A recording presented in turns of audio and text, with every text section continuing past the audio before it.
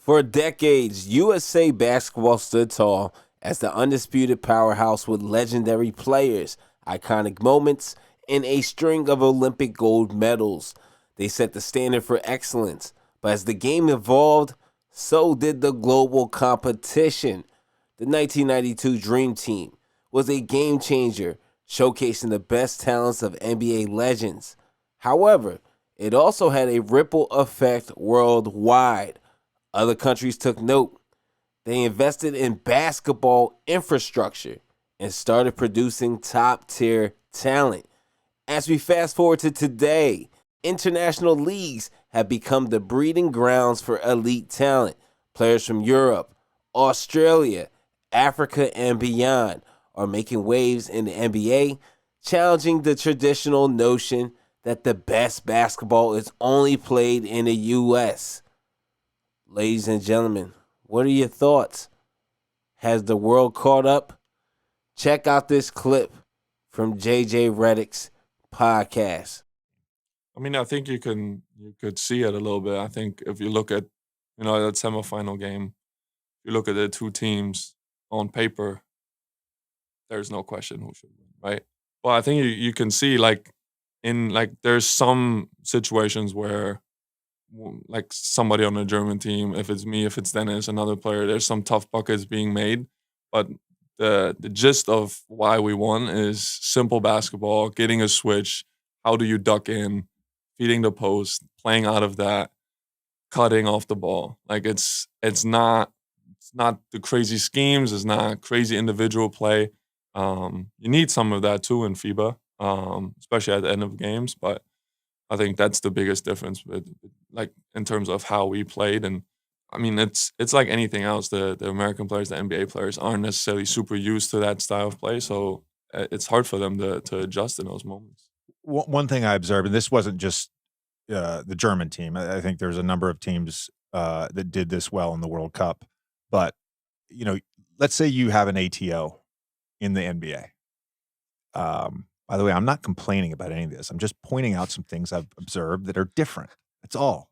Let's say there's a ATO in the NBA after timeout play. You might try to get a matchup, right? All right, we're going to run a step up on the right side, and we're going to get so-and-so to switch on Tatum. Or we might say all right, we're going to have Tatum at the top, and D. White's going to bring his man up and ghost screen Tatum to his right hand. Let's see what happens, right? The scripted plays for these fucking teams in FIBA, it's like 5 different actions to get to one last thing that's what you're actually looking for. That, to me, was the craziest thing to watch. And again, not a knock on Steve Kerr. I'm just pointing this out. You watched our ATOs or our set pieces, and it was like 2 very different things. It was like watching 2 different sports at times. Yeah. Yeah, I think the coaching piece, I think it's just a very different approach to how to coach and how to just approach the game, I would say. I will say that that's something that I had to I re-noticed, I would say, because I grew up playing like that. Then I went to college, we played different. In the NBA, we played different. And when I came back for my first year for a national team, I was like, yo, this is nice. This is a lot of fun to play like this because it makes, if you can execute those plays, you don't need to make step back threes and make tough shots all game. Like I said, I think you do need that at the end of the game sometimes, but that part of thinking the game and how coaches can set up players and make them look really, really good, I think that part is really fun of the FIBA game. I'm going to ask you a question, and this is just a question. This is not meant to offend anyone, okay?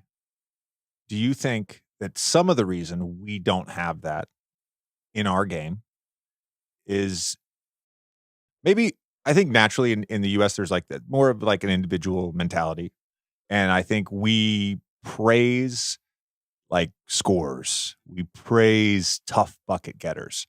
And truthfully, some of these motherfuckers are so good that you don't need to run Exactly. 4 misdirections Exactly. to create a good shot on offense. And I mean, even with this USA basketball team, they practiced for 2 weeks. They went and played a few exhibition games. Obviously, it didn't work out for us. But we were still in games Right. playing that way. It wasn't like we were getting blown out by 50, you know? So I think some of it is just like the overall talent. This is not, I'm saying overall, top to bottom. You said on paper, right? 1 through 12. Probably more talented. And so there's not that like desire, like need to like, oh, we got to play this way. Now, it bit us in the ass for sure. Well, I want to point one thing. Oh, yeah. And this might be an unpopular opinion, but this is not the first tournament where this has happened. I agree. Like, even if Team USA won in past years, that was still very apparent. Even the legendary Kobe Bryant 2008 team, you can look back, I don't know what it was, but they didn't win the final by 20 points. They won by like 6 or 8 against Spain, who started Ricky Rubio, who's 17.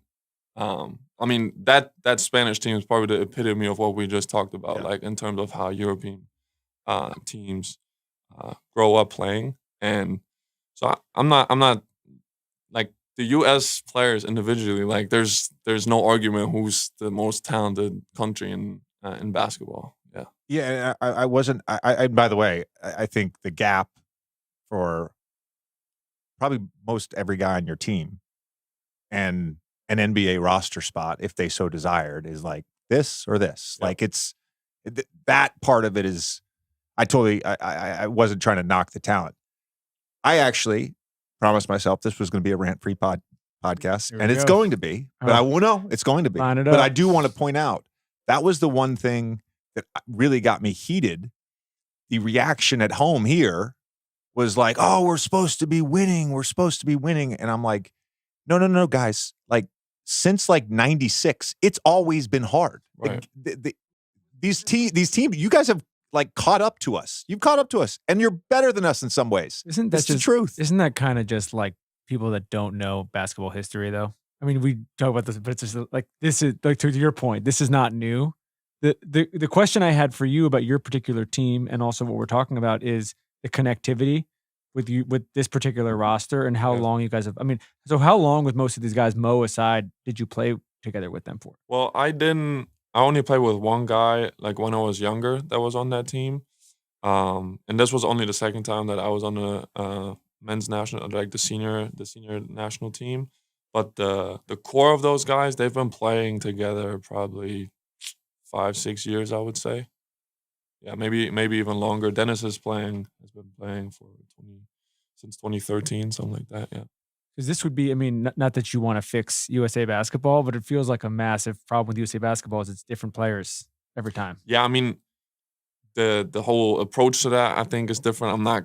Oh yeah. Like yeah. it's just a different thing. Like when we play European championships, like it's just a pride thing to be able to represent the country. And it's every year like that. Like I'm already excited to go play with them again because it's just a different vibe. It's none of the playing for money, playing for stats. It's very like it just feels like old classmates coming together for a summer and we're having a good time. What did it mean for you, for your team, to win that gold medal?